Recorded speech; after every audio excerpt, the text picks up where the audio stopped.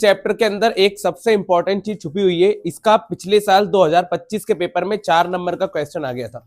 सबसे important chapter है ये, और इतने कम क्वेश्चन दिए चैप्टर के अंदर, मात्र 7, 8, 10 क्वेश्चन ही करना है आपको। मतलब आज और कल मिला के और संडे का दिन मिला के एक आध क्वेश्चन बचेगा तो ये चैप्टर खत्म ही हो जाएगा, है ना। 9 चैप्टर तक का पूरा रिवीजन भी हो जाएगा और 1 तारीख तक सारी चीजें कंप्लीटली खत्म हो जाएंगी, एकदम परफेक्टली खत्म हो जाएंगी। ये चैप्टर में से 4 नंबर का एक क्वेश्चन पक्का है आपका। कभी कभी 3 नंबर का पूछ लेता है तो कभी कभी 4 नंबर का पूछ लेता है। तो अपन दोनों टाइप के क्वेश्चन करेंगे। एक एंगल वाले पूरे करा दूंगा और 2 एंगल वाले भी 2-3 क्वेश्चन में कराऊंगा। ज्यादा क्वेश्चन है ही नहीं है, मात्र 10 से लेके सिर्फ 12 ही क्वेश्चन है चैप्टर के अंदर, ज्यादा कुछ नहीं है। लोडेड चैप्टर नहीं है, मात्र 10-12 क्वेश्चन करना है। टोटल कितने नंबर का चैप्टर है तो याद रखो, टोटल ये मात्र 5 नंबर का चैप्टर है, ठीक है। एक क्वेश्चन 4 नंबर का आएगा और 1 नंबर का क्या बनेगा आपका ऑब्जेक्टिव। अगर क्वेश्चन 3 नंबर का आता है तो 2 नंबर के ऑब्जेक्टिव आपके बन जाएंगे, है ना। पहली बात तो आप ये याद रख लेंगे। इसके बाद आपको ये चीजें कुछ याद रख लेनी है, बेसिक चीजें सुनिएगा ध्यान से। 2 टाइप के एंगल्स पढ़ना है आपको। एक पढ़ना है आपको एंगल ऑफ एलिवेशन और एक पढ़ना है आपको एंगल ऑफ डिप्रेशन, ठीक है। 2 चीजें आप याद रख लो, फोटो को देख के सब समझ में जाएगा आपको, एकदम क्लियरली समझ में जाएगा। चलिए, डेफिनेशन तो ज्यादा याद नहीं रखना, लेकिन फिर भी अगर आपको याद करना है तो यहीं से देख के आप सीख जाओगे। बिल्कुल ध्यान से सीखते जाना है मैं क्या बोल रहा हूं। पहले क्या पढ़ेंगे, अच्छा पेपर में होता यह है कि वो आपसे डेफिनेशन पूछ लेता है कि एंगल ऑफ एलिवेशन होता क्या है। तो आप लोग बिल्कुल एक बार सुन लो, ध्यान से समझ जाओगे, कोई प्रॉब्लम नहीं आएगी। पहले अपन पढ़ते हैं कि एंगल ऑफ एलिवेशन क्या होता है ना। सुनते जाइएगा, मैं आपको आराम से बता देता हूँ एंगल ऑफ एलिवेशन को आप क्या लिखेंगे। मान लीजिए आपके पास में ये एक इंसान है, ठीक है ना। ये आईज दिख रही है आपको, ये आई, ये एक इंसान है, ठीक है। मान लीजिए कोई एक प्रेक्षक है, मतलब देखने वाला ऑब्जर्वर है, ठीक है ना। मान लीजिए ये एक ऑब्जर्वर है, ठीक है ना। ऑब्जर्वर मतलब कि जो चीज को क्या कर रहा है, देख रहा है। अगर कोई व्यक्ति जो है वो हॉरिजॉन्टल लाइन से, हॉरिजॉन्टल लाइन मतलब कि एक सीधी लाइन से, ये हॉरिजॉन्टल लाइन है अपनी, ठीक है ना। हॉरिजॉन्टल लाइन से ऊपर की तरफ कोई भी एंगल को, कोई भी ऑब्जेक्ट को देखता है। डेफिनेशन ऐसी लिखना पड़ेगी आपको, इंग्लिश में बनाओगे तो क्या लिखोगे। अगर कोई पर्सन हॉरिजॉन्टल लाइन के ऊपर किसी ऑब्जेक्ट को देखता है तो उसे हम क्या कहेंगे, एंगल ऑफ एलिवेशन कहेंगे। फिर से रिपीट कर रहा हूं, हॉरिजॉन्टल लाइन के ऊपर देखोगे तो जो एंगल बनेगा उसे क्या कहेंगे हम, एंगल ऑफ एलिवेशन, है ना। याद रखना, ये सीधी लाइन जो दिख रही है ना, इसे बोलते हैं हम हॉरिजॉन्टल लाइन। और ऊपर की तरफ आप देख रहे हो तो कुछ भी देखो, मान लो ये है ना एक ऑब्जेक्ट है। क्या है ये, एक ऑब्जेक्ट। मान लो भाई पतंग उड़ रही है, पतंग उड़ती हुई देख रहे हो, तो आप जो ये ऑब्जेक्ट को ऊपर की तरफ देख रहे हो ना, तो इसे ही हम क्या कहेंगे, एंगल ऑफ एलिवेशन। ये इसकी डेफिनेशन आप याद रखेंगे एंगल ऑफ एलिवेशन का।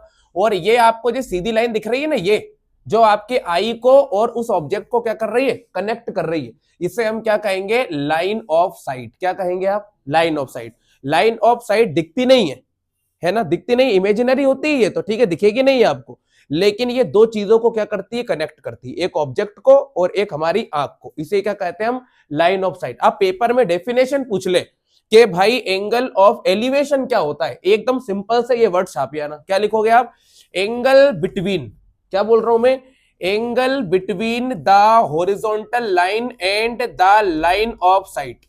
लाइन ऑफ साइट है ना, ये देखो, लाइन ऑफ साइट और हॉरिजॉन्टल लाइन के बीच में जो एंगल बनता है उसी को क्या कहते हैं हम, एंगल ऑफ एलिवेशन। फिर से पढ़ूंगा, angle between the horizontal line and the line of site. जब ऑब्जर्वर कहां देखता है, अपवर्ड, अपवर्ड मतलब कि ऊपर की तरफ देखता है, तो क्या कह देंगे हम उसको, एंगल ऑफ एलिवेशन। इससे सरल डेफिनेशन आपको कहीं भी नहीं मिल सकती। आप इसके जस्ट अपोजिट कर दो। मान लीजिए एक व्यक्ति है, अच्छा ये लाइन कौन सी है, हॉरिजॉन्टल लाइन है ना। ऐसी लाइन कौन सी होती है, हॉरिजॉन्टल लाइन। अभी व्यक्ति कहां देख रहा था, ऊपर, अब कहां देखेंगे अपन, नीचे। अगर कोई व्यक्ति नीचे की तरफ किसी ऑब्जेक्ट को देखेगा, है ना, मान लीजिए ये अपनी हॉरिजॉन्टल लाइन, ये सीधी जा रही है। अब आप पता है नीचे की तरफ व्यक्ति किसी, मान लो ये एक ऑब्जेक्ट है ना, ऑब्जेक्ट है, ये क्या हो गई, line of site. Line of site कितनी चीजों को जोड़ती है, 2 चीजों को, एक तो ये आई को और एक किसको जोड़ रही है, ऑब्जेक्ट को। अच्छा बताओ, व्यक्ति नीचे की तरफ देख रहा है कि ऊपर की तरफ, नीचे की तरफ अगर किसी ऑब्जेक्ट को देखेगा तो इसे हम क्या कहेंगे, angle of depression. Same definition यहां लिखी हुई है, देखो क्या लिखा है, angle between the horizontal line and the line of site when the observer looks downward on an object. जब कोई व्यक्ति नीचे की तरफ किसी ऑब्जेक्ट को देखता है तो लाइन ऑफ साइट और हॉरिजॉन्टल लाइन के बीच में जो एंगल बनता है उसे हम क्या कह देते हैं, एंगल ऑफ डिप्रेशन। सिंपल सी बात है, कोई भी फैक्ट नहीं है, ये टेबल आपको पूरी याद होना चाहिए, क्योंकि इसी टेबल से ही क्वेश्चन क्या होंगे, सॉल्व होंगे। ये मेन चीज हो गई है ना, इसके अलावा आपको कुछ एक्स्ट्रा याद नहीं रखना। अब इतना याद रखो, एंगल ऑफ एलिवेशन कब बनेगा, जब कोई ऑब्जर्वर ऑब्जेक्ट को कहां देखेगा, ऊपर। एंगल ऑफ डिप्रेशन कब बनेगा, जब कोई ऑब्जर्वर एंगल को कहां देखेगा, नीचे। क्लियर बात हो गई। और ऑब्जर्वर की आई और ऑब्जेक्ट के बीच की जो लाइन होती है उसे क्या कहते हैं हम, लाइन ऑफ साइट। ये बात आपको याद रखना, बाकी कुछ नहीं याद रखना, ये टेबल बना दो। बाकी मैंने आपको ये टेबल बनाना अच्छे से सिखा रखा है बेटा, ये टेबल तो आपको है ना बिल्कुल आंखों देखी याद होना चाहिए ना, मेन चीज है ये टेबल आपको। चलिए ये एक बार रिपीट कर देता हूँ, ये साइन, ये कॉस, ये टेन, ये कोसेक, ये सेक और ये कॉट की वैल्यूज लिखी हुई है, आपको ये एकदम परफेक्ट याद होना चाहिए। अब अपन इसके कुछ क्वेश्चन करते हैं। मैं इतना बोल दूं कि पेपर के एक दिन पहले जो मैं 4 क्वेश्चन बता दूंगा उसमें से ही आ जाएगा आपका, 100% उसमें से आ जाएगा। अभी अपन 10-11 क्वेश्चन करते हैं, लेकिन उसके एक दिन पहले के जो क्वेश्चन हम करेंगे उसमें से पक्का आ जाएगा क्वेश्चन।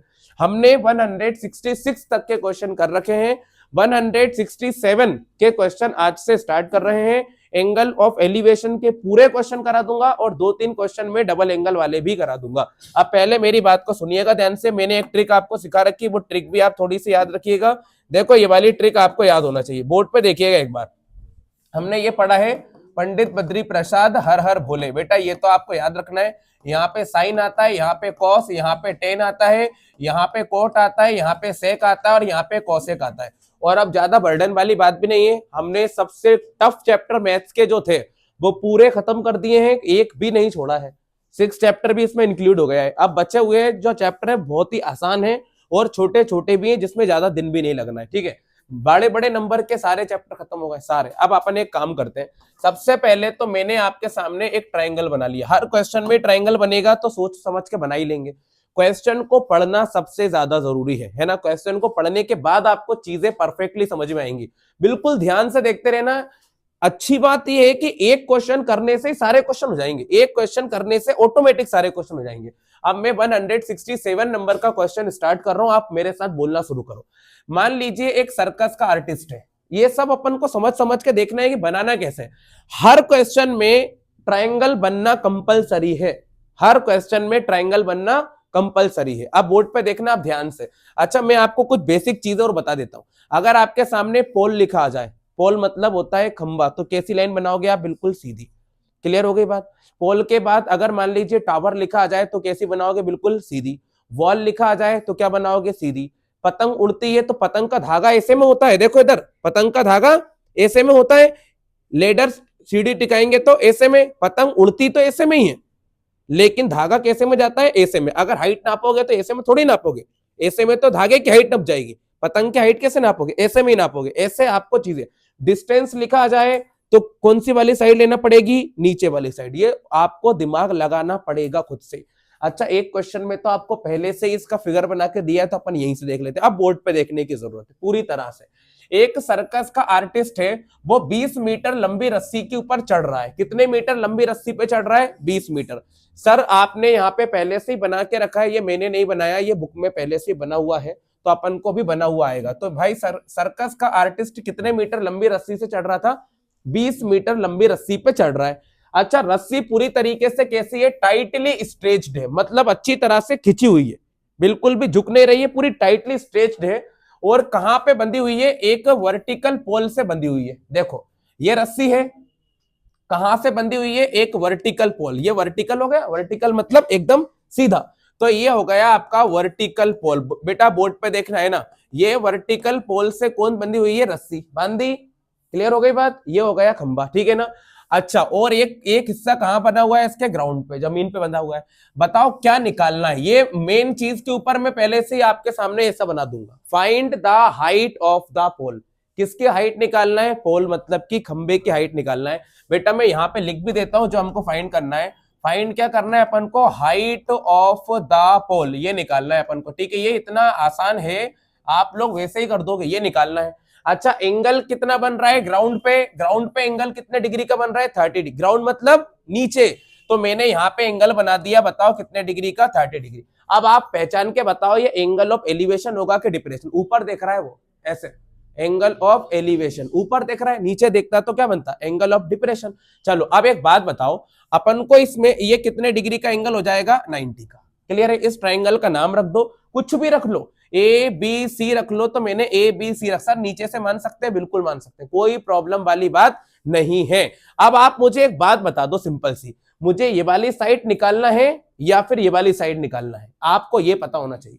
हमको क्या निकालना है? ए बी, क्योंकि यहां लिखा है हाइट ऑफ द पोल, मतलब ए बी हमको क्या करना है? निकालना है। अब मैंने इसके लिए एक फॉर्मूला सिखाया है आपको, आप बोर्ड पे देखने की जरूरत पड़ेगी आपको ध्यान से। एक फॉर्मूला याद करो, थीटा बराबर, पहले आप हिंदी में इंग्लिश में लिख लेना, इन ट्राइंगल ए बी सी, हम ये वाले ट्राइंगल को यूज करेंगे। और एक फॉर्मूला मैंने सिखाया है आपको, बेटा ये फॉर्मूला आपको याद कर लेना है, अननोन साइड अपॉन में आएगा नॉन साइड। बेटा ये फॉर्मूला आपका, एक ही फॉर्मूला याद कर लो, आपका काम आराम से हो जाएगा। चलो अब मेरी बात सुनो, आप लोग इस फॉर्मूले को सीधा लिखो चाहे उल्टा लिखो, आंसर जरूर आएगा।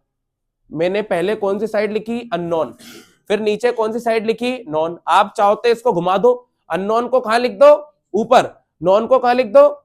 जो भी आपको कैसा भी लिख दो, आंसर आपका 100% आएगा, कोई प्रॉब्लम नहीं आएगी। अब मेरी बात सुनो बेटा, आपसे एक बात पूछना चाहता हूं, अननोन मतलब जो हमें क्या करना है? फाइंड करना है, उसी को ही क्या बोलेंगे? अननोन। अब बताओ यहाँ पे अननोन साइड कौन सी है? देखो यही है अननोन साइड।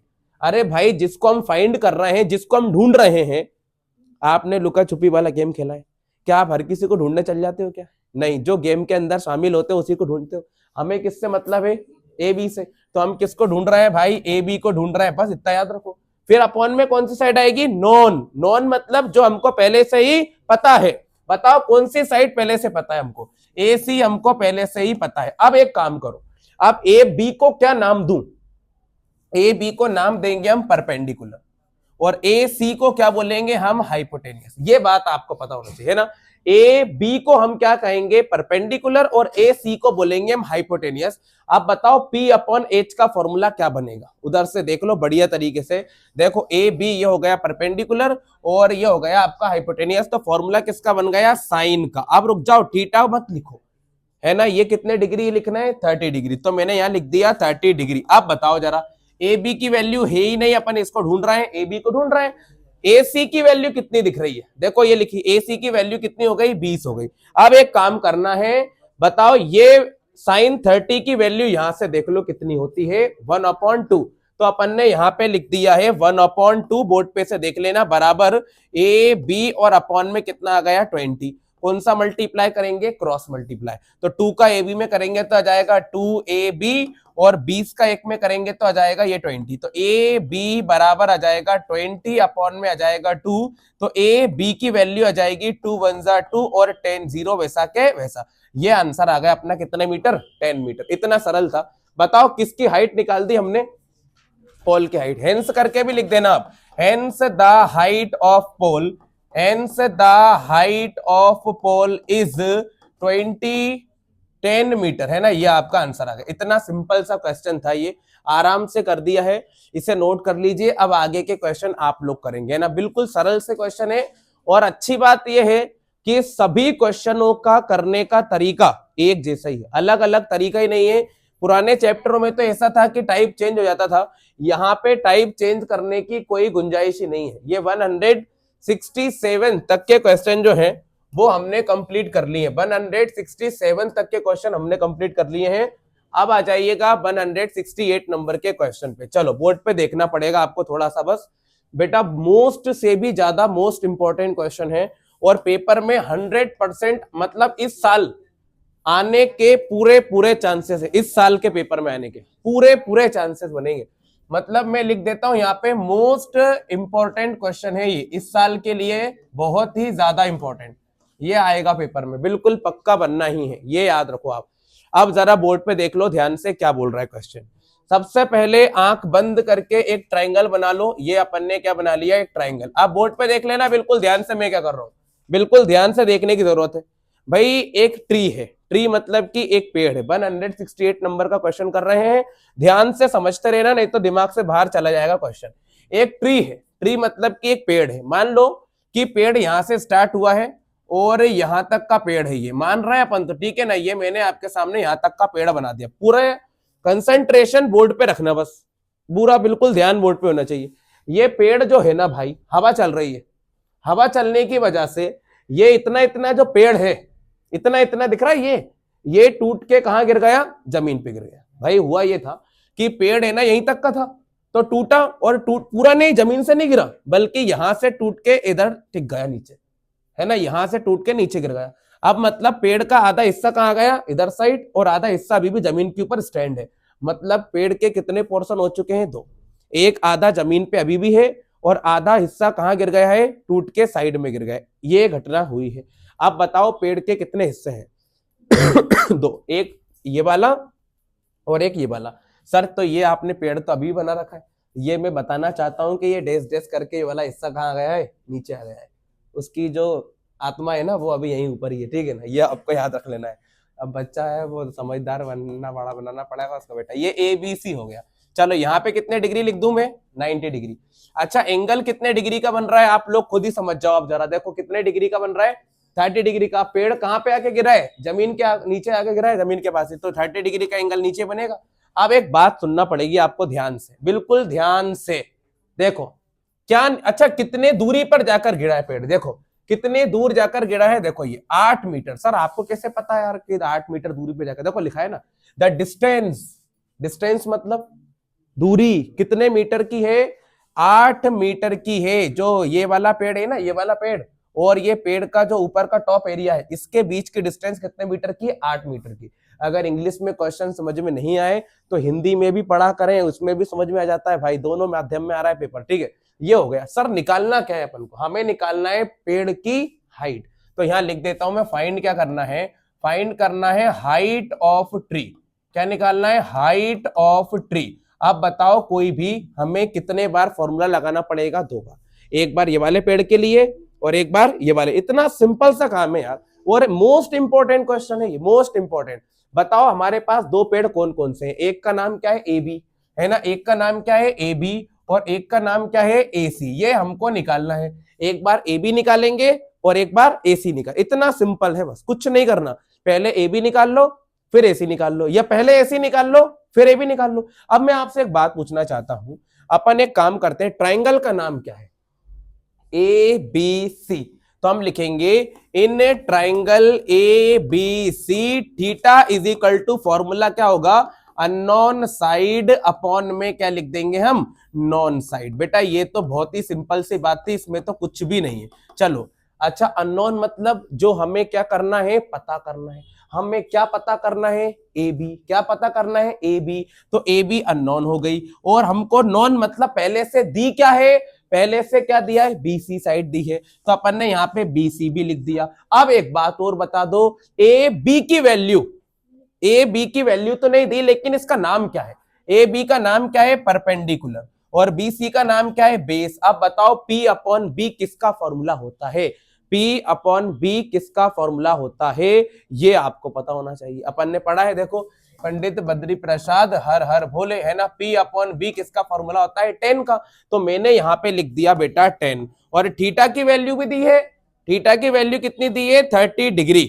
अब बताओ जरा AB की वैल्यू है या नहीं है, बिल्कुल नहीं है, तो AB की वैल्यू मत होने दो। अच्छा BC की वैल्यू कितनी दी है, 8, तो मैंने यहाँ पे कितना लिख दिया, 8 लिख दिया। 10 30 डिग्री की वैल्यू यहां से देख लो, जल्दी से देखो कितना होती है, 1 अपॉन √3। तो मैंने यहां लिख दिया 1 अपॉन √3 बराबर में AB, और अपॉन में कितना आ गया, 8। कौन सा मल्टीप्लाई, क्रॉस। AB का मल्टीप्लाई √3 में करेंगे तो क्या आ जाएगा, AB √3, और 8 का 1 में करेंगे तो 8 भी आ गया। अभी भी रुको जरा, चलो AB बराबर 8 अपॉन √3 आ गया आंसर। रुको, अच्छा रूट वाला नंबर अपॉन में आया क्या, एक बार चेक करना। ये तो गलत है, कभी भी रूट वाला नंबर अपॉन में नहीं लिखा सकता। तो अपन इसका क्या कर देंगे, रेशनलाइजेशन। अभी नहीं करेंगे, जब अपन इसको यहाँ पे ऐड करेंगे ना तब कर लेना। अभी किसकी वैल्यू आई है हमारे पास, आप याद रखो AB की वैल्यू आ गई। अब बताओ किसकी वैल्यू निकालना बाकी रह गई है, AC की। तो यहीं से एक बार और सेम प्रोसेस दोहरा दो, सेम प्रोसेस बोर्ड पे देखना एक बार। हम लिखेंगे इन ट्राइंगल ABC, चलो थीटा इज इक्वल टू क्या होगा, अननोन साइड अपॉन में क्या जाएगा, नॉन साइड। बेटा ये तो हो गया हमारा पूरा के पूरा फॉर्मूला कंप्लीट। अब बताओ जरा अननोन साइड कौन सी लेना है, AC। अरे इसमें से देख के देखना यार।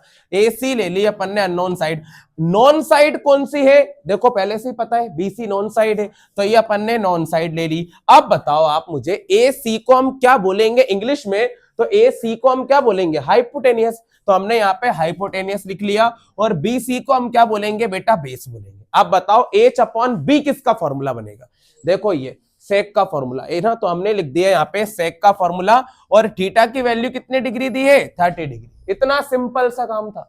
चलिए अब बताओ AC वैसा के वैसा, और बताओ आप लोग BC की वैल्यू कितनी दे रखी है, 8, ये लिख दिया अपन ने 8। चलो अब ढूंढो जरा भाई सेक 30 डिग्री की वैल्यू चेक करो कितनी है, देखना जरा, 2/√3, तो मैंने यह लिख लिया 2/√3 बराबर में AC, और अपॉन में कितना आ गया 8, कौन सा मल्टीप्लाई, क्रॉस। बताओ AC का मल्टीप्लाई √3 में करेंगे तो क्या बनेगा, AC/√3 इन दोनों का मल्टीप्लाई कर लो तो आ जाएगा 16। चलिए आगे देखते हैं अपन। ये √3 है, तो भाई ये √3 वाला नंबर जो है वो कहां पे आ जाएगा, नीचे, तो ये आ जाएगा 16 अपॉन में √3, ये आपकी वैल्यू बन गई है।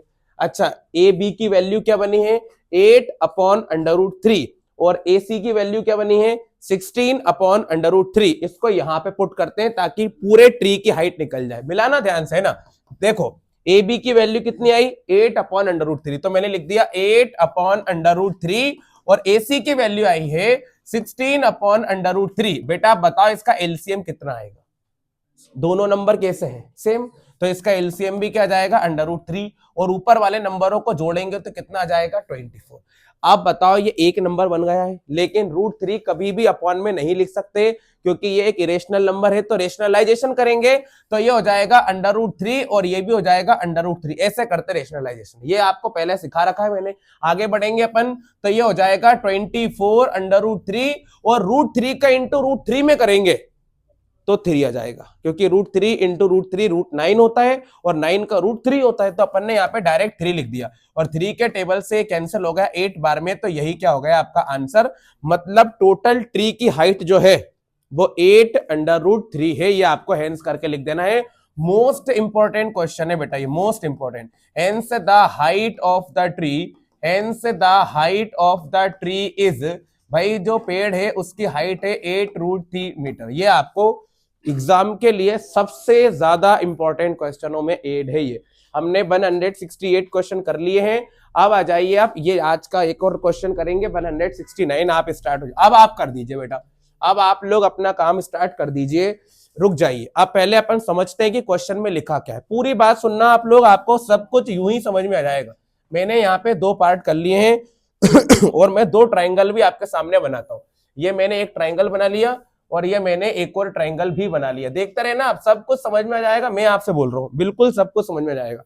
भाई एक कॉन्ट्रैक्टर है, सुनना पूरी बात अपन देख लेते हैं कि आप एक बार ट्राई करके देखो आपसे बनता है कि नहीं बनता। करें एक बार ट्राई, हो जाएगा आपसे वैसे।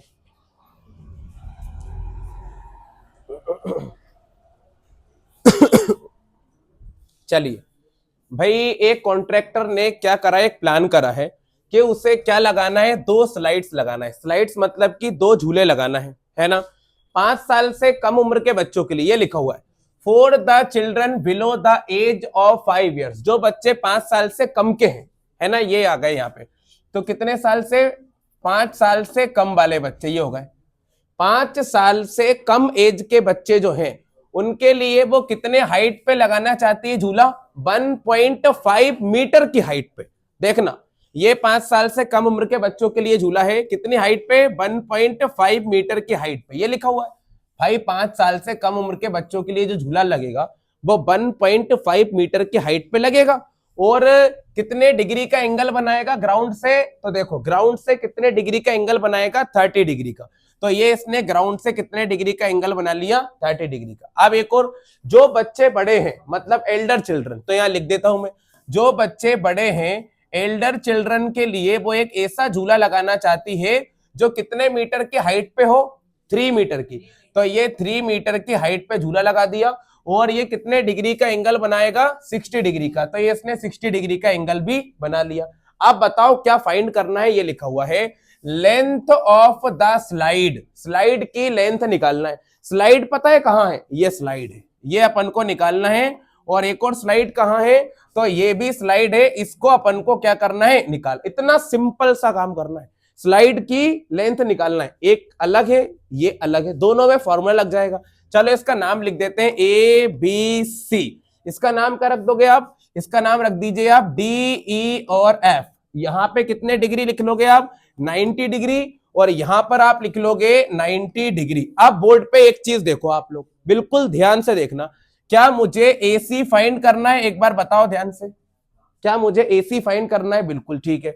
यहां पे मुझे क्या फाइंड करना है, डीएफ, तो यहां पे डीएफ फाइंड करना है। ऐसा याद करो कि ये हम लोग इसको ढूंढ रहे हैं, ये गायब हो गए हैं। कौन गायब हो गया, एसी और डीएफ, इनको ढूंढ रहे हैं हम लोग, ठीक है, ढूंढते हैं अपन। चलिए फॉर्मूला लगा लेते हैं अपन। फॉर्मूला कैसे बनेगा, बिल्कुल ध्यान से, क्वेश्चन तभी बनेगा जब एकदम ध्यान से देखते रहेंगे अपन। चलिए यहां पे लिखेंगे हम, in a triangle A B C theta is equal to formula unknown side upon में क्या आ जाएगा, नॉन साइड। बोर्ड पे देख लेना, बिल्कुल ध्यान से करा लूंगा मैं आपसे यार। अननोन साइड अपॉन में नॉन साइड। अननोन मतलब जिसको ढूंढ रहे हैं, किसको ढूंढ रहे हैं, ए सी को, तो ये हो गया ए सी। और नॉन साइड जो हमको पता है, क्या पता है हमको, ए बी पता है, तो ये हो गया ए बी। अब अपन फॉर्मूला बनाते हैं। ए सी होता है हाइपोटेनियस, तो ये हो जाएगा हाइपोटेनियस। ए बी होता है परपेंडिकुलर, तो ये हो जाएगा परपेंडिकुलर। अब एच अपॉन पी किसका फॉर्मूला होगा, देखो P अपॉन एच साइन का होता है, तो H अपॉन P हो जाएगा कॉसेक का। तो यहां पे लिख लेते हैं अपन कॉसेक का फॉर्मूला। थीटा कितना लेना है, 30 डिग्री, तो मैंने यहां लिख लिया 30 डिग्री। अब सुनो, ये AC वैसा के वैसा। अब बताओ किसकी वैल्यू चाहिए, AB की, और AB की वैल्यू कितनी दी है, 1.5। ये हो गया क्लियर। कॉसेक 30 की वैल्यू वहां से देख लो, कॉसेक 30 की वैल्यू कितनी होती है, 2, ठीक है, 2 हो गई। तो कॉसेक 30 की वैल्यू 2 हो गई। ये हो गया AC और अपॉन में आ गया 1.5। इसके अपॉन में कुछ नहीं है तो 1 लिखेंगे। कौन सा मल्टीप्लाई करेंगे, क्रॉस मल्टीप्लाई। AC का 1 में करेंगे तो AC आ जाएगा, और 1.5 का मल्टीप्लाई 2 में करेंगे तो 1.5 का डबल, तो हो जाएगा ये 3। और चाहो तो पॉइंट के बाद 0 लगा लो, मतलब 3 मीटर आएगा। तो AC की वैल्यू कितने मीटर आ गई, 3 मीटर। मतलब छोटे बच्चों के लिए जो स्लाइड लगेगी वो कितने मीटर की रहेगी, 3 मीटर की। छोटे बच्चों के लिए स्लाइड रहेगी वो कितने मीटर की रहेगी, 3 मीटर की। अब इसको सॉल्व कर लेते हैं, बिल्कुल ध्यान से देखते जाओ, आपसे 100% बन जाएगा। चलिए, ट्राइंगल का नाम क्या रखा था अपन ने, ABC। इसका नाम क्या रखा है, DEF। तो हम यहां लिख लेंगे इन ट्राइंगल DEF, बिल्कुल एकदम सरल है। थीटा इज इक्वल टू, है ना, लिखते हैं अपन, theta is equal to unknown side, और अपॉन में क्या आएगा भाई, नॉन साइड। ये मैंने यहां पे लिख लिया, अननोन साइड अपॉन में क्या आ गया, नॉन। इतना सरल। अननोन मतलब नहीं पता, कौन नहीं पता, DF नहीं पता, तो ये हो गया DF। अपॉन में आ जाएगा नॉन साइड, जो पता है। क्या पता है हमको, DE पता है, तो ये हो गया DE। चलो DF को क्या बोलेंगे, ये वाली साइड को क्या बोलेंगे अपन, हाइपोटेनियस। और DE को क्या बोलेंगे, परपेंडिकुलर। H अपॉन P किसका फॉर्मूला होता है, H अपॉन P कॉसेक का, तो मैंने यहां लिख दिया कॉसेक। और थीटा की वैल्यू कितने डिग्री हो गई, 60 डिग्री, ये भी हो गया। अब बताओ DF की वैल्यू है क्या हमारे पास, नहीं है, तो DF को DF ही रहने दो। DE की वैल्यू कितनी है, 3 है, तो मैंने यहाँ पे 3 लिख दिया। कॉसेक 60 डिग्री की वैल्यू वहां से देख लो आप लोग, यहां से देखना पड़ेगी। कॉसेक 60 की वैल्यू कितनी होती है, 2 अपॉन अंडर रूट 3, तो मैंने लिख दिया 2 अपॉन अंडर रूट 3 बराबर में आ जाएगा DF, और अपॉन में कितना आ गया, 3। इतना सिंपल सा काम। कौन सा मल्टीप्लाई करेंगे, क्रॉस मल्टीप्लाई। DF का मल्टीप्लाई रूट 3 में करेंगे तो क्या आ जाएगा, DF अंडर रूट 3 बराबर, और 3 2 जा, ये हो जाएगा 6, तो आंसर आएगा DF बराबर 6 अपॉन अंडर रूट 3। ये हो गया। रूट वाला नंबर कभी भी ऐसा नहीं छोड़ेंगे अपॉन में, तो क्या कर देंगे हम, इसका रेशनलाइजेशन। तो इसका रेशनलाइजेशन करेंगे तो रूट 3 का ऊपर और रूट 3 का नीचे मल्टीप्लाई कर लेंगे, है ना। चलिए DF बराबर 6 का रूट 3 में करेंगे तो आएगा 6 रूट 3, और रूट 3 का रूट 3 में करेंगे तो ओनली कितना आएगा, 3 ही आएगा। और 3 के टेबल से 6 को कैंसिल करेंगे तो आपका आंसर कितना आ जाएगा, 2√3। ये लगेगी बड़े बच्चों के लिए। अब आप बोलोगे सर ये तो 3 मीटर की है और ये बड़े बच्चों के लिए 2√3 मीटर की, ये तो छोटी हो गई। छोटी नहीं है, बड़ी है। आप आगे अगर √3 की वैल्यू पुट करोगे ना, √3 की वैल्यू होती है 1.732, तो ये देखो ये डबल हो जाएगी, ये हो जाएगी लगभग 3.4 मीटर की। थोड़ी सी बड़ी है ये, 3.4 मीटर की, और ये कितने मीटर की है, 3 मीटर की। लेकिन हमें एग्जाम में यहीं तक का ही लिखकर आना है। आप बिल्कुल ईमानदारी से ऑनेस्टली एक क्वेश्चन सब कर दीजिए। 107 हिंट दे देता हूं, ये दे दी मैंने हिंट आपको, ठीक है। क्वेश्चन को आप बिल्कुल ध्यान से देखें। सबसे पहले तो आपको एंगल ऑफ एलिवेशन पहले से लिख के दे दिया है ना, तो यही लिखा है एंगल ऑफ एलिवेशन बनाना है। कितने डिग्री का एंगल बनेगा आप बताओ, 30 डिग्री का। तो मैंने यहाँ पे एंगल पहले ही बना लिया 30 डिग्री, कोई प्रॉब्लम ही नहीं है। पूरा क्वेश्चन पढ़ता हूं मैं, देखो क्या लिखा है। The angle of elevation of the top of a tower. Tower कहाँ लग सकता है, यही होगा टावर तो भाई, है ना। तो ये तो हो गया अपने पास टावर। इस टावर का एंगल ऑफ एलिवेशन कितने डिग्री का है, 30 डिग्री का है। अच्छा, ये टावर जो है वो ग्राउंड से कितने मीटर दूर है, 30 मीटर। ये लिखा है ना अवे, अवे मतलब दूर, वो वाला अवे नहीं है, ओए अवे हाँ वाला नहीं है, 30 मीटर दूर है ना। तो भाई ये टावर जो है वो इस यहां से 30 मीटर की दूरी पर है। ये हो गया। जिसने 30 मीटर को यहां वहां लिख दिया होगा तो आंसर गलत ही हो गया होगा। 30 मीटर यही लिखना था आपको, ठीक है। 30 मीटर अवे है ये जो टावर है वो इस जगह से 30 मीटर दूर है, ऐसा बोला है। क्या निकालना है, टावर की हाइट निकालना है। तो मैं लिख देता हूं यहाँ पे फाइंड क्या करना है, फाइंड करना है height of the tower. Height of the tower निकालना है। बेटा बोर्ड पे देख लेना, पेपर में नहीं तो इतने बुरे कंफ्यूज हो जाते हैं, हमें समझ में नहीं आता कि कौन सा क्वेश्चन कैसे होगा।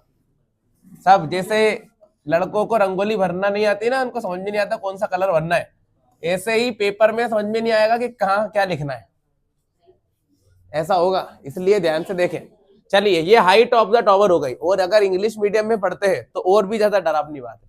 हिंदी मीडियम में तो हर कुछ लपेट देता है बच्चा, कुछ भी, लेकिन इंग्लिश में नहीं लपेट पाता वो। इसलिए बोल रहा हूं मैं आपसे, आपको ध्यान देना पड़ेगा। हिंदी मीडियम को बहुत बेनिफिट मिलता है बेटा, बहुत बहुत ज्यादा बेनिफिट। एसएसटी में भी मन से लिख देते हैं, साइंस में ही मन से लिख देते हैं, हिंदी में तो लिखते ही हैं, चलो ठीक है। लेकिन यहाँ पे अपना नुकसान दोनों सब्जेक्ट में हो जाता है भाई, ठीक है। क्या ही मन से लिखेंगे उसके अंदर, ठीक है ना। चलिए, ये हो गया। अब आप लोग बोर्ड पे देख लो, तो हम यहाँ पे लिखेंगे इन ट्राइंगल ए बी सी। ये हो गया आपका।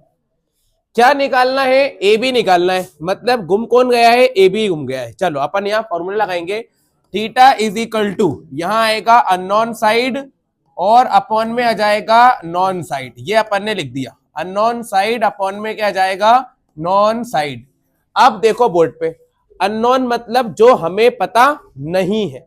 क्या नहीं पता हमको, ए बी नहीं पता है, और जो पता है उसका नाम है बी से लेके सी तक की साइड। अब बताओ ए से लेके बी तक को क्या लिख सकते हैं अपन। तो ए से लेके बी तक को हम क्या लिखेंगे, इसे लिखेंगे हम परपेंडिकुलर, और बी से लेके सी तक को अपन लिख देंगे बेस। तो P अपॉन बी का फॉर्मूला बनेगा। अब P अपॉन बी कहां पर आता है, टेन पे आता है ना, टेन थीटा पे आता है। तो यहां पे हम लिख देंगे 10, और थीटा की वैल्यू कितनी दी है, 30 डिग्री। चलो, ए से लेके बी नहीं है, और बीसी की वैल्यू कितनी दी है, 30। 10 30 डिग्री की वैल्यू ये लिखी हुई है। 10 30 डिग्री की वैल्यू कितनी है, यहीं से चेक कर लो आप। 10 30 की वैल्यू कितनी दी है आपको, 1/√3। तो मैं यहाँ पे आपके सामने वैल्यू लिख देता हूँ 10 30 की, 1/√3। ये अपन ने यहाँ पे लिख दिया 1/√3 बराबर ये ए बी, और अपॉन में कितना आ गया, 30। कौन सा मल्टीप्लाई करेंगे, क्रॉस, ए बी का √3 में करेंगे तो आ जाएगा ए बी √3 बराबर, और 30 का 1 में करेंगे तो आ जाएगा 30। फिर हो जाएगा ए बी बराबर 30 अपॉन में आ जाएगा √3। √3 को कभी भी ऐसा मत छोड़ना, इसका रेशनलाइजेशन जरूर करना। तो यहाँ पे हम रेशनलाइजेशन करेंगे तो ये √3 हो जाएगा, और ये भी √3 हो जाएगा। तो ए बी की वैल्यू आ जाएगी 30 √3, और √3 का √3 में करेंगे तो 3 आ जाएगा। तो ए बी का आंसर आपका आया होगा 10 √3 मीटर। ये आपके पास हाइट आ गई किसकी, टावर की। तो हम लिख देंगे hence the height of the tower, hence the height of the tower, भाई जो टॉवर की हाइट है वो है 10√3 मीटर। ये हो गया आपका पूरा कंप्लीट आंसर, यहीं पे खत्म। ये चलिए 171 नंबर जो है वो आप अपने अपनी कॉपी में डाल लेंगे और क्वेश्चन को पढ़ना शुरू कर रहा हूं मैं, आप बिल्कुल ध्यान से देखो। क्वेश्चन को पढ़ना बहुत ज्यादा जरूरी है। पेपर में क्वेश्चन हिंदी में भी लिखा हुआ आता है तो हिंदी में भी पढ़ सकते हो, नहीं समझ में आ रही है बात तो हिंदी में पढ़ लो, कोई दिक्कत वाली बात नहीं है। क्वेश्चन को मैं पढ़ता हूं पहले क्या लिखा है। एक पतंग जो है ना वो 60 मीटर की ऊंचाई पर उड़ रही है ना। अब पतंग उड़ रही है भाई, कितने मीटर की ऊंचाई पर उड़ रही है? 60 मीटर की ऊंचाई पे उड़ रही है। आप लॉजिक लगाओ, पतंग उड़ रही होगी तो पतंग के अंदर धागा भी बंधा होगा, है ना। तो सीधी सी बात है, देखो बिना तर्क के जो बात हम समझ जाए उसको तो आप है ना डायरेक्ट समझ ले करो। बिना तर्क के पता है मैं क्या समझ सकता हूँ? ट्राइंगल को थोड़ा सा ऐसे बनाना, लंबा खिंचाकर, देखो इस तरह से ट्राइंगल हम बना सकते हैं। 60 डिग्री का एंगल में ट्राइंगल को थोड़ा सा नीचे तक खींच लिया जाता है, 30 डिग्री में उधर ले जाते हैं क्योंकि वो थोड़ा सा मुंह बंद हो जाता है उसका, ठीक है। बाकी ट्राइंगल बनाने से कोई फर्क नहीं पड़ेगा, आप तो ध्यान से देखो, है ना। बस अच्छी तरह से सिस्टमेटिक बनाना। आप बताओ जब ये पतंग उड़ रही होगी तो ये पतंग का क्या होगा? धागा, मतलब पतंग का स्ट्रिंग यही हो सकता है, इसके अलावा कुछ नहीं हो सकता। और पतंग कितने मीटर की ऊंचाई पर उड़ रही है? 60 मीटर की, है ना। बिल्कुल ध्यान से सुनिएगा, पतंग जो है वो 60 मीटर की ऊंचाई पर उड़ रही है। तो आप लोग समझो बात को, मैं आपको एक बात बताता हूं। पतंग मतलब मान लो यहाँ पे उड़ रही है, ठीक है ना। पतंग मान लो यहाँ पे उड़ रही है, यही पतंग जरा चल उड़ जा हमारे संग, उड़ गई उड़ गई। ये मान लो भाई साहब पतंग उड़ रही है,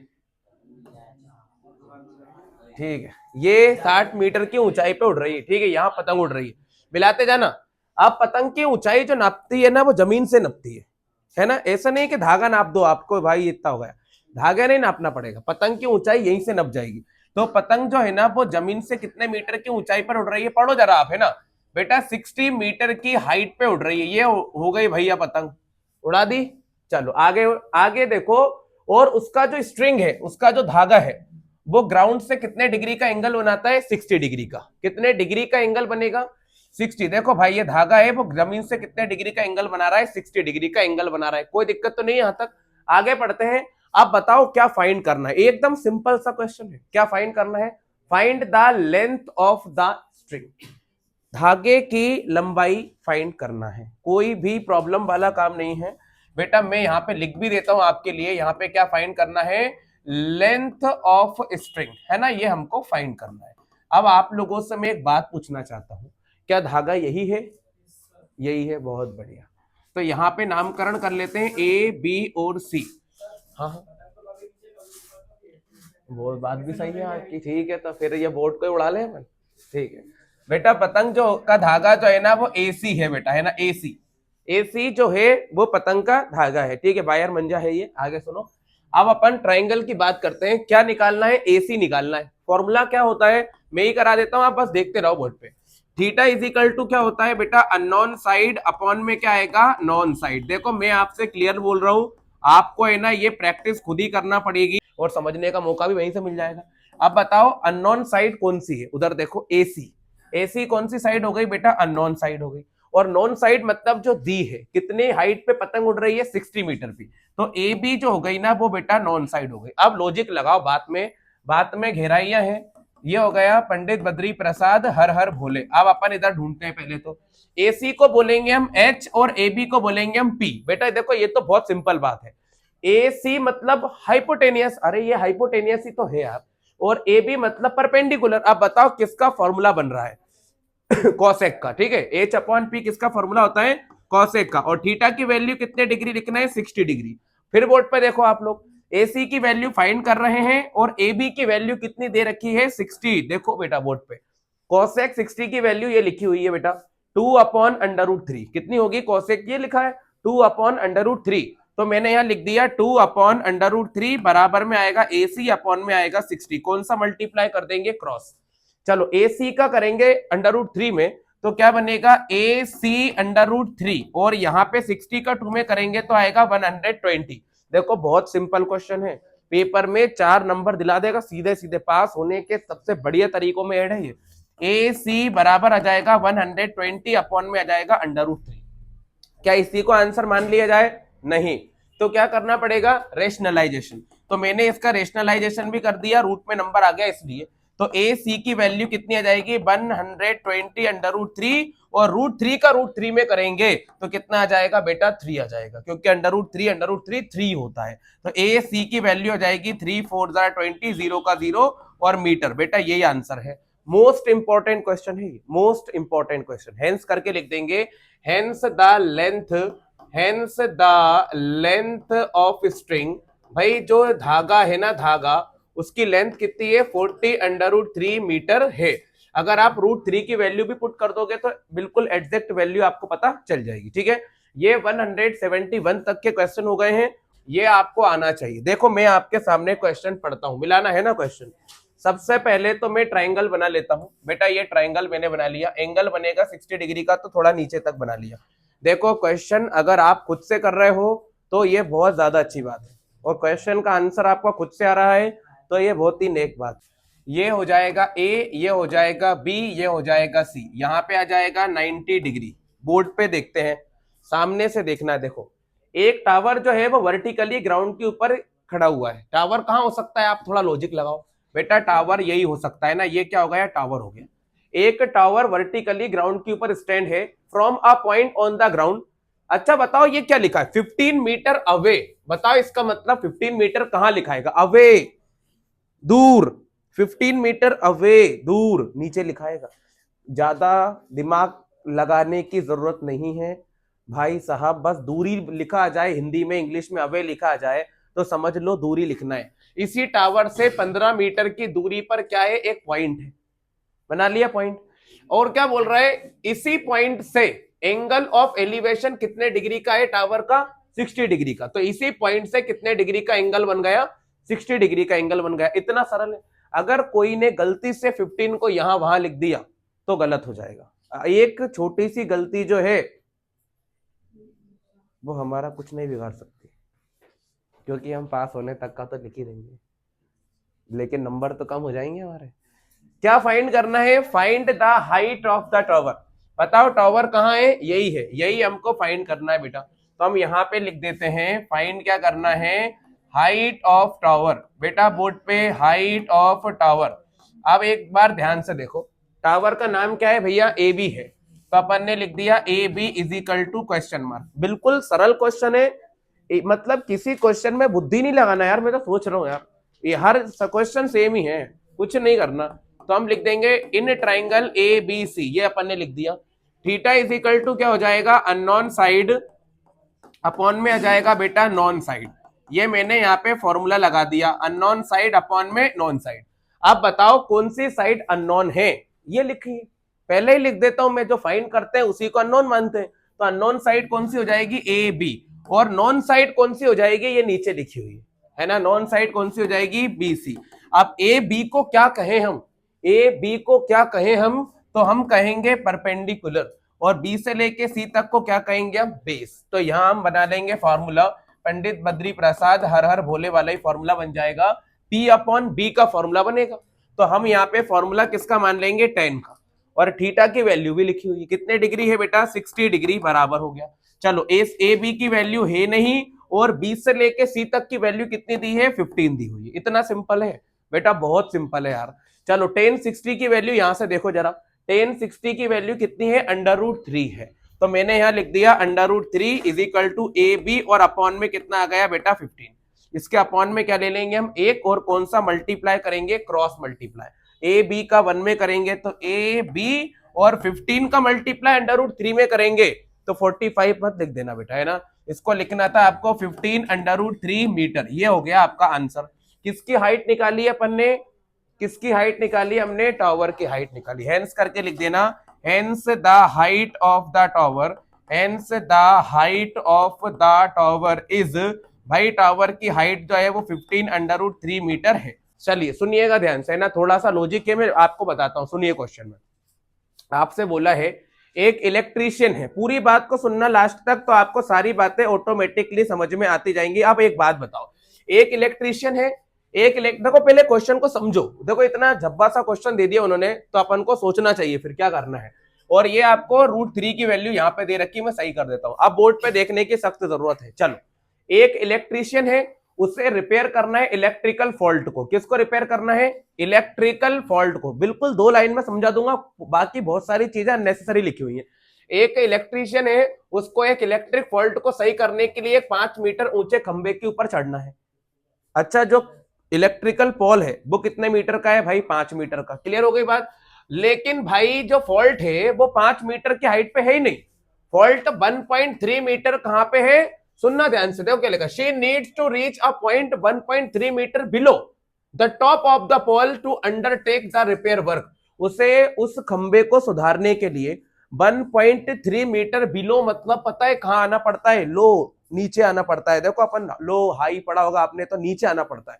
तो मैं एक खंबा बनाता हूं, पहले तो सुनिएगा ध्यान से भाई। मैंने बनाया है एक इलेक्ट्रिकल पोल, ये मान लो इलेक्ट्रिकल पोल है, बना लिया।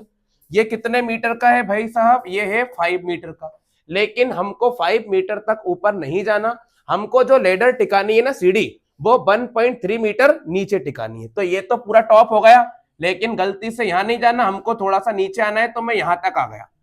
कितने मीटर नीचे आया? 1.3 मीटर नीचे आया। लो भाई, ये नीचे जंप लगा दी, 1.3 मीटर नीचे आ गया मैं। अभी भी क्या ये 5 मीटर पे बचा? नहीं नहीं, अब ये थोड़ा क्या हो गया होगा? कम हो गया होगा। 5 में से 1.3 नीचे आ गया, 5 में से 1.3 नीचे आ गया, 5 में से 1.3 माइनस कर दिया मैंने, तो कितना बच गया? 3.7 बच गया। तो मेरी खराबी यहीं तक की है, 3.7 तक की। यहीं पे अपन को चढ़ना है खंबे के ऊपर। चलिए, तो ये हो गई जमीन जायदाद, और यहां पे अपन ने सीढ़ी टिका दी भैया। ये हो गई है सीढ़ी। चलिए ठीक है, सीढ़ी भी टिका दी है। ये लो, अरे सही से बन, ये अपन ने सीढ़ी टिका दी है। चलिए, ये अपन ने सीढ़ी टिका दी है, एक दो और बना देता हूं। चलिए, ये अपन ने सीढ़ी टिका दी। अब इलेक्ट्रीशियन चढ़ेगा सीढ़ी के ऊपर, क्यों यहीं तक चढ़ जाएगा क्या वो? नहीं, कहां तक जाएगा? 3.7 मीटर की हाइट पे, क्योंकि खराबी यहीं पे ही है बेटा। जहां पे खराबी हो वहीं पे चढ़ाना है। देखो यहाँ पे आ जाएगा 3.7 मीटर, है ना? ये हो गया 3.7 मीटर की हाइट। यहाँ पे कितने डिग्री आ जाएगा? 90 डिग्री। अब ट्राइंगल का नाम ए, बी और सी हो गया। अब अपन को फाइंड क्या करना है वो देख लेते हैं। अब रुक जाओ जरा, ध्यान से सुनना जरा। ट्राइंगल सिर्फ 3.7 मीटर तक की हाइट पे ही बन रहा है, ये बात को भूल मत जाना। ट्राइंगल 3.7 मीटर तक की हाइट पे ही बन रहा है। अब 2 चीज फाइंड करना है, सुनना ध्यान से सुनना यार। 2 चीज। अच्छा, एंगल कितने डिग्री का बना रहा है? 60 डिग्री। तो एंगल बना दिया कितने डिग्री का? 60 डिग्री। अब 2 चीज फाइंड करना है, सुनो मैं पढ़ता हूं अब जरा। would enable her to reach the required position. Also, how far from the foot of the pole should she placed the foot of the ladder? देखो, एक चीज तो ये निकालना है उसको कि उसे सीढ़ी कितनी दूरी पर टिकानी चाहिए। 2 चीज पूछी है। देखो 2 चीज कैसे समझ में आ रही है, पहले तो ये समझो। देखो ये लिखा है, what should be the length of the ladder. What should be the length of the ladder, मतलब कि लेडर की क्या निकालना है? लेंथ। लेडर कौन है बताओ? एसी है। ये क्या है भाई? लेडर है। लेडर को नाम क्या दे देंगे अपन? एसी। एक तो क्या निकालना है हमको? लेडर निकालना है, मतलब एसी की वैल्यू निकालना है। और एक और चीज पूछिए कि इस पोल से इस सीढ़ी को कितनी दूर टिकाना चाहिए, ये लिखा है। देखो ये लिखा है, also how far from the foot of the pole should she place the foot of the ladder. उसे कितनी दूरी पर सीढ़ी को टिकाना चाहिए यहां से। तो हमको एक और वैल्यू निकालना पड़ेगी, डिस्टेंस भी निकालना पड़ेगी। डिस्टेंस मतलब कि हमको बी से लेके सी तक की वैल्यू भी क्या करनी पड़ेगी? निकालनी पड़ेगी। और √3 की वैल्यू कितनी दे रखी है? 1.73। मतलब फॉर्मूला एक बार नहीं लगेगा, बल्कि कितनी बार लगेगा? 2 बार। चलिए शुरुआत करते हैं। सबसे पहले हम लिखेंगे इन ए ट्राइंगल ए बी सी। ये अपन ने स्टार्टिंग कर दी। ट्राइंगल का नाम क्या रखेंगे हम? A B C. तो हम लिखेंगे theta is equal to unknown side upon में आ जाएगी नॉन साइड। चलो पहले क्या निकाल लेता हूं मैं? एसी निकाल लेता हूं। तो एसी को अपन अननोन साइड मान लेते हैं। और नॉन साइड कौन सी है? इधर से देख के बताओ, नॉन साइड कौन सी है? ए बी है। तो ए बी कौन सी साइड हो गई बेटा? Non side. अब बताओ ए सी को मैं क्या कह सकता हूं? ए सी को मैं हाइपोटेनियस कह सकता हूं, और ए बी को मैं क्या कह सकता हूं? परपेंडिकुलर कह सकता हूं। अब बताओ H अपॉन P किसका फॉर्मूला बनेगा? H अपॉन P किसका फॉर्मूला बनेगा? तो ये आपको पता होना चाहिए। H अपॉन P किसका फॉर्मूला बनेगा? कॉसेक का। तो फॉर्मूला किसका लगेगा? कॉसेक का। और थीटा की वैल्यू कितनी दी है? 60 डिग्री दी है। अच्छा, AC की वैल्यू हमारे पास नहीं है। और ए बी की वैल्यू कितनी रखूं? 5 रखूं कि 3.7 रखूं? ए बी की वैल्यू कितनी रखना चाहिए 3.7। भाई जहां तक चढ़ा है खंबे तक वहीं तक ले जाएंगे उसको, वहां तक थोड़ी लेके जाएंगे उसको बेचारे को, तो 3.7 ही रख दी अपन ने, ठीक है।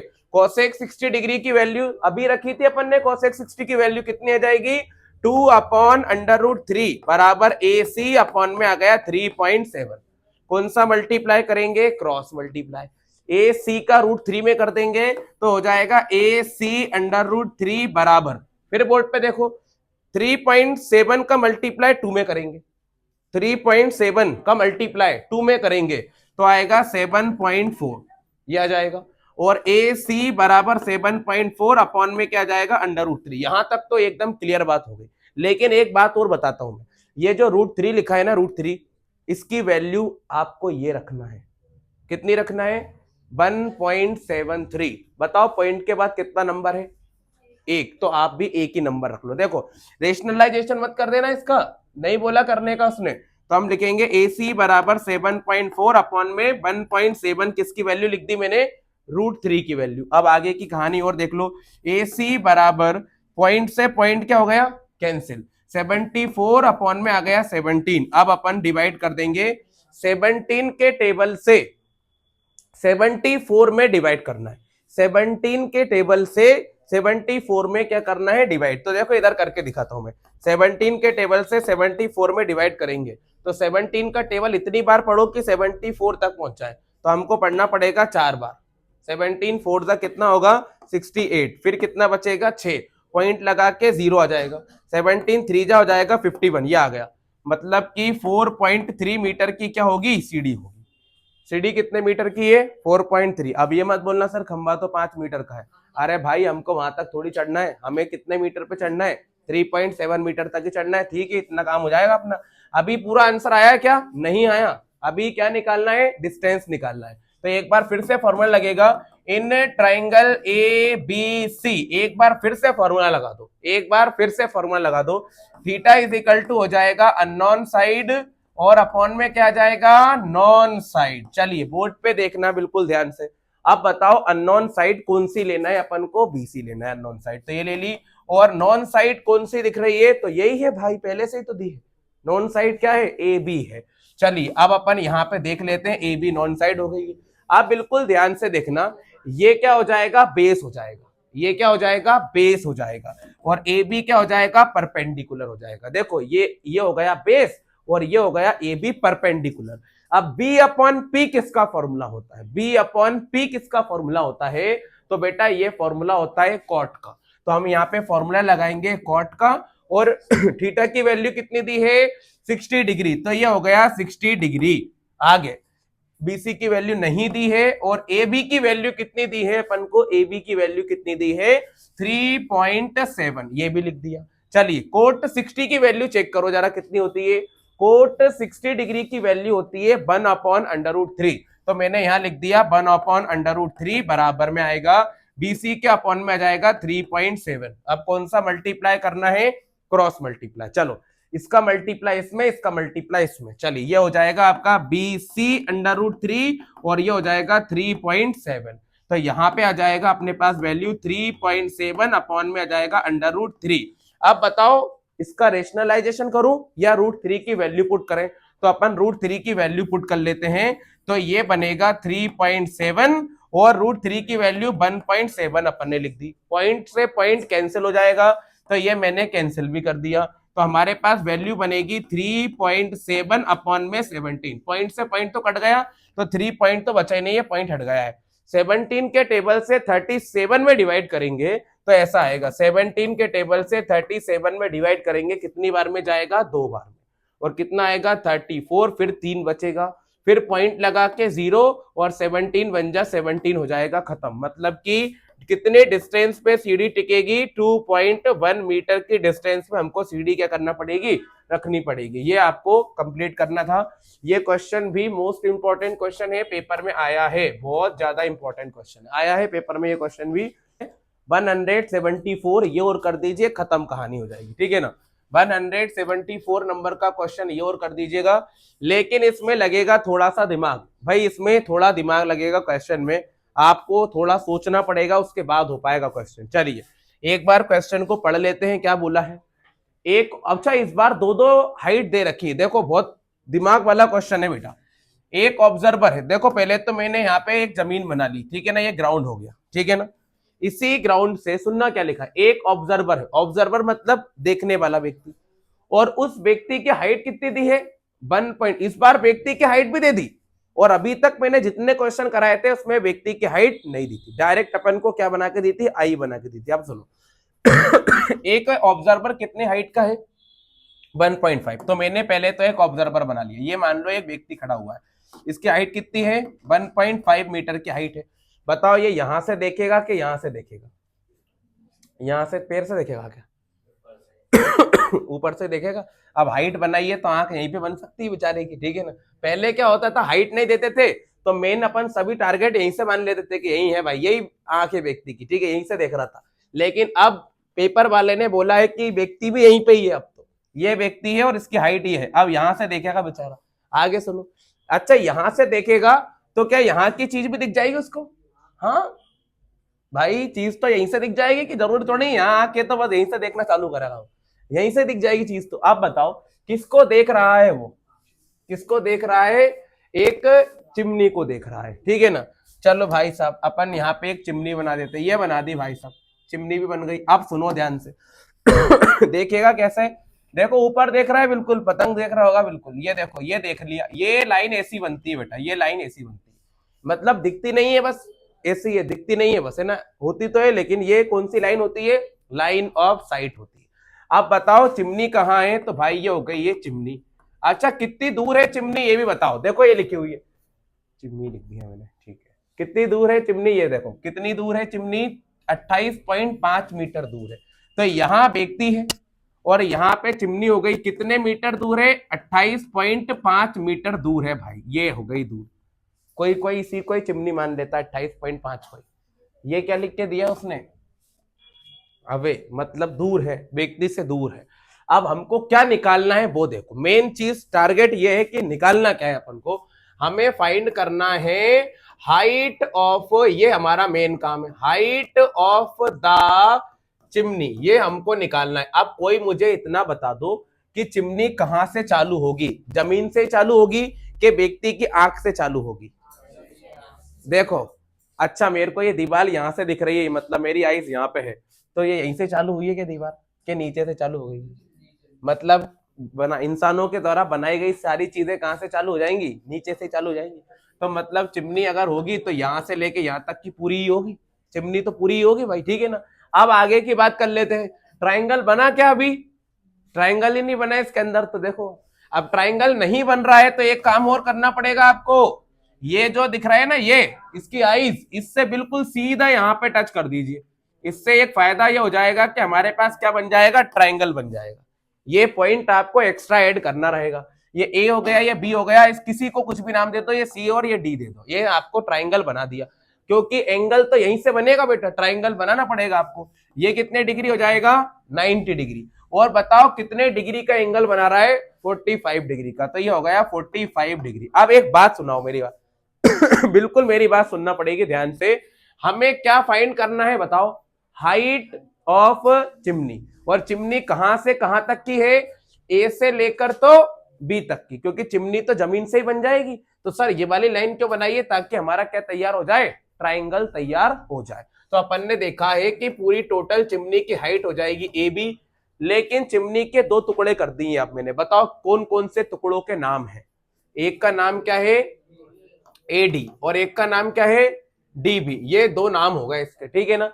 जिसमें से डीबी की वैल्यू मेरे पास पहले से ही है, बताओ डीबी की वैल्यू पहले से कितनी है, ये तो पहले से ही है 1.5 मीटर, ये तो मेरे पास पहले से ही है, ये वैल्यू तो पहले से ही है। अब एक चीज हमको निकालना है भाई साहब, है ना। अच्छा ये 28.5 है तो ये भी कितना होगा 28.5 ही होगा, क्योंकि ये इसको देख के ही तो बना है ना, इसको देख के ही तो बना है भाई, ठीक है ना। तो ये भी 28.5 ही होगा। अब बताओ किसकी वैल्यू निकालना बाकी है, ए डी की वैल्यू, है ना। बस हमारे पास डीबी की वैल्यू तो हो ही गई है, ए डी की वैल्यू और निकाल लेंगे तो काम हो जाएगा। अब लगाओ फॉर्मूला, तो हम क्या लिखेंगे, इन ट्राइंगल ए डी, और यहां पे एक और पॉइंट ई लिख दिया मैंने।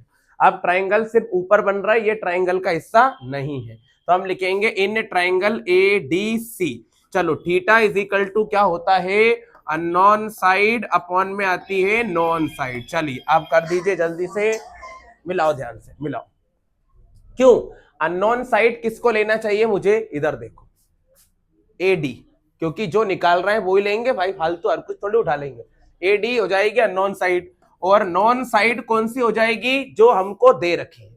नॉन साइड क्या हो जाएगी, ट्राइंगल में क्या आ रहा है, डीई आ रहा है, तो ये नॉन साइड हो जाएगी डीई। अब ए डी को मैं बोलूंगा परपेंडिकुलर, और डीई को मैं बोलूंगा बेस, और पी अपॉन बी फॉर्मूला किसका होता है, टेन का, तो मैं यहां लिख दूंगा 10, और थीटा की वैल्यू कितनी दी है, 45 डिग्री दी है, तो ये हो जाएगा ए डी, और डीई की वैल्यू कितनी है, 28.5 हो गई। 10 45 डिग्री की वैल्यू कितनी होती है, 1 होती है, वो लिखी हुई है यहाँ पे 1 लिख दिया अपन ने, बराबर में आ जाएगा ए डी अपॉन में आ जाएगा 28.5, ये हो गया। इसके अपॉन में कितना ले लेंगे, 1, कौन सा मल्टीप्लाई करेंगे, क्रॉस मल्टीप्लाई, तो ए डी का 1 में करेंगे तो आ जाएगा ए डी, और 28.5 का 1 में करेंगे तो आएगा 28.5 हो जाएगा। चलिए यही क्या हो गया हमारा आंसर, लेकिन ये टोटल आंसर नहीं है, अभी हमको इस वैल्यू को यहाँ पे क्या करना पड़ेगा, पुट करना पड़ेगा। अब देखो एडी की वैल्यू 28.5, और ये पहले से जो नीचे की हाइट हमने बाद में नापी है, इसको मिला के टोटल कितने मीटर की चिमनी बनेगी, 30 मीटर की, तो हेंस करके लिख देंगे, hence the height of chimney, तो टोटल चिमनी की हाइट कितनी है बेटा, 30 मीटर है। ये हो गया आपका आंसर कंप्लीट।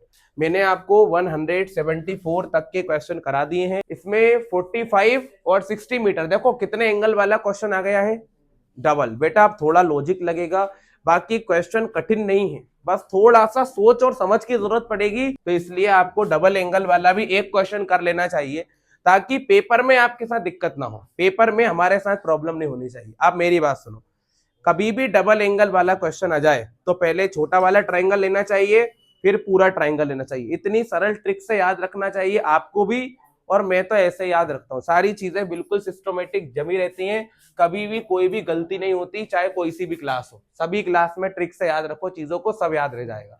अब मैं क्वेश्चन को पढ़ता हूँ, क्या लिखा है भाई, from a point on the ground, जमीन का एक पॉइंट है ना, देखो मैं बना लेता हूँ। पहले तो मैंने आपके सामने एक सीधी लाइन खींच ली, ये अपन ने एक सीधी लाइन खींच ली, ठीक है ना भाई। From a point on the ground, जमीन के एक पॉइंट से, द एंगल ऑफ एलिवेशन, सुनना पूरी बात सुनना, क्या बोल रहा है समझना सबसे ज्यादा जरूरी है, नहीं तो अगर इसका आपको ये बनाना नहीं आया ना, तो क्वेश्चन भी दिमाग से बाहर चले जाएगा, गलत बना तो गलत ही आंसर आएगा।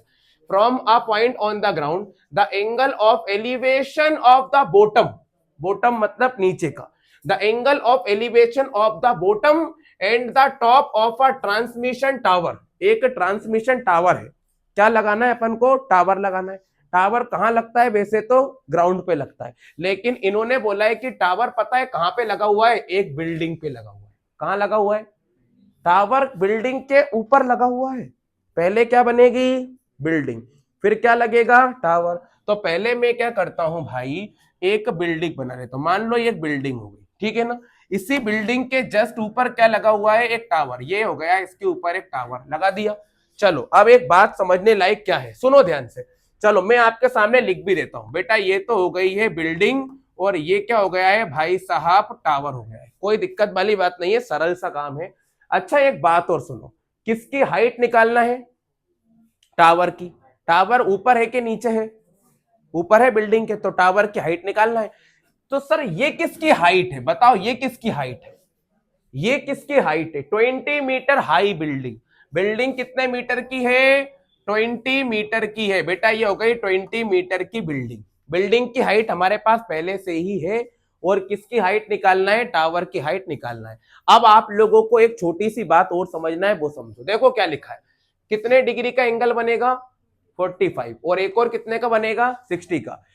45 वाला नीचे से बनेगा, 60 वाला ऊपर से बनेगा। आप देखो कैसे, ये लिखा है बॉटम मतलब छोटा एंगल, टॉप मतलब बड़ा वाला एंगल, किससे बनेगा, ट्रांसमिशन टावर से। तो ट्रांसमिशन टावर को देखता हूं बेटा, ये हो गया इसके बॉटम वाला एंगल ये हो गया, और इसके टॉप वाला एंगल ये हो गया, इतना सरल काम था। आप बताओ ये छोटा वाला एंगल कितने डिग्री का होगा, 45 डिग्री का, ये हो गया 45 डिग्री का, और बड़ा वाला एंगल कितने डिग्री का हो जाएगा बेटा, 60 डिग्री। इतना सरल क्वेश्चन था।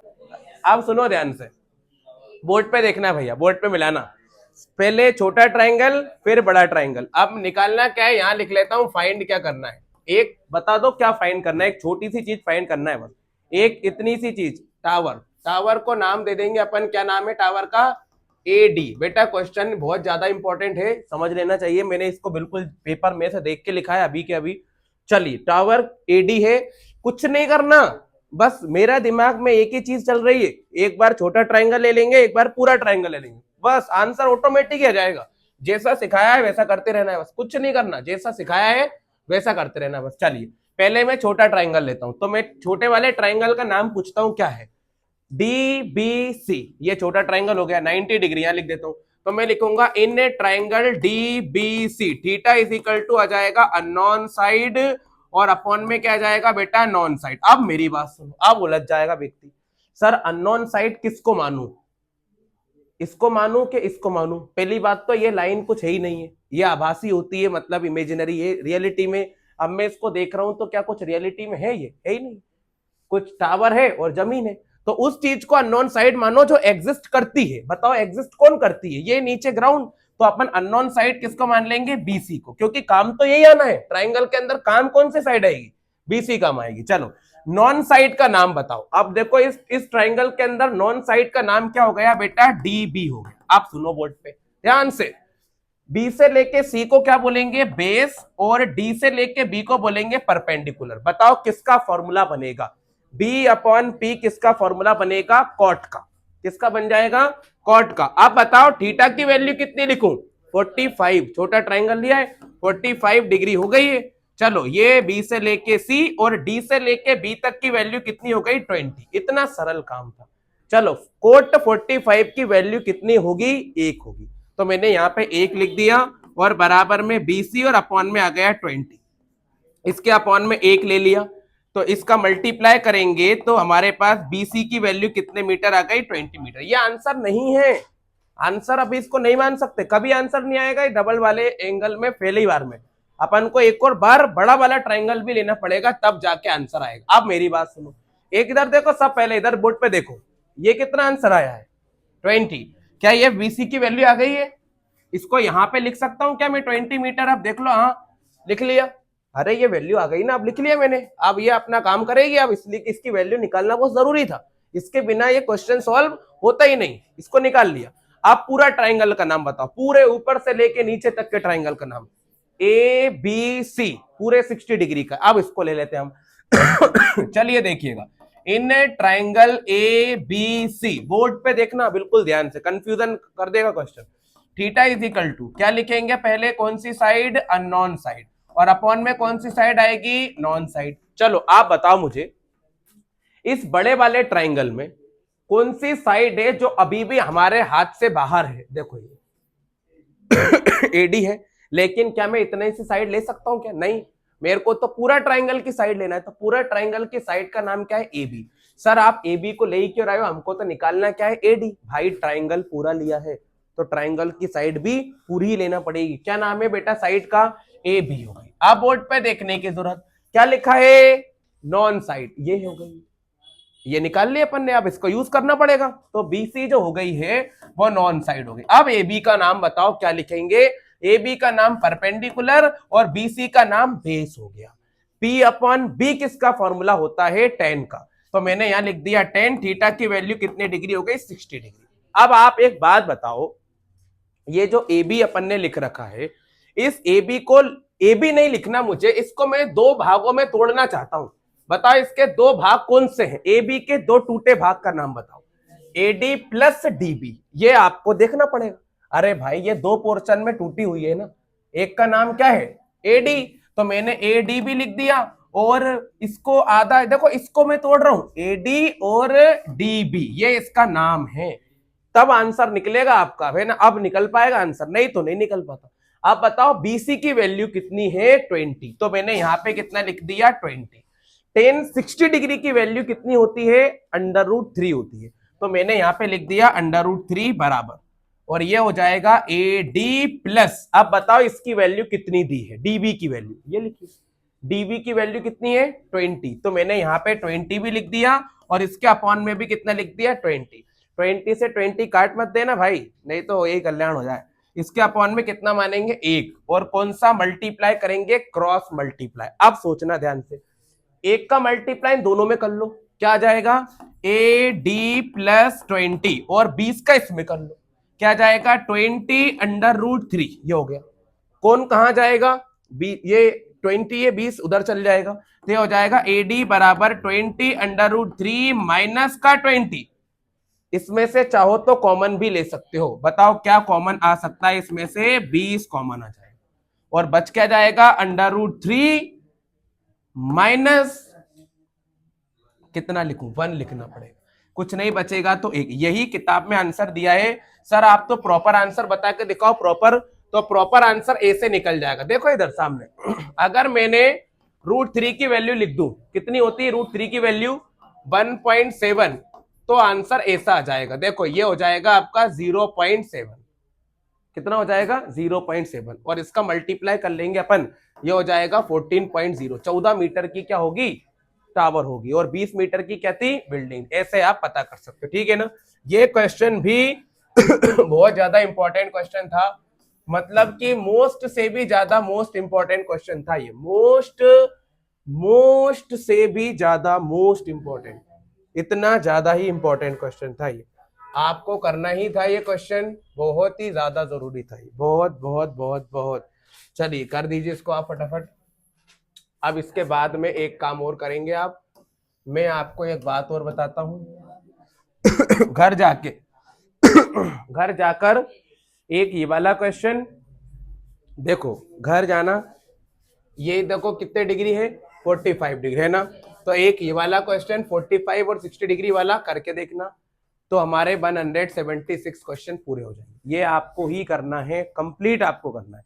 तो ये चैप्टर यहीं पे एंड हो चुका है हमारा, कल से नया चैप्टर जो है 10 चैप्टर वो भी शुरू हो जाएगा।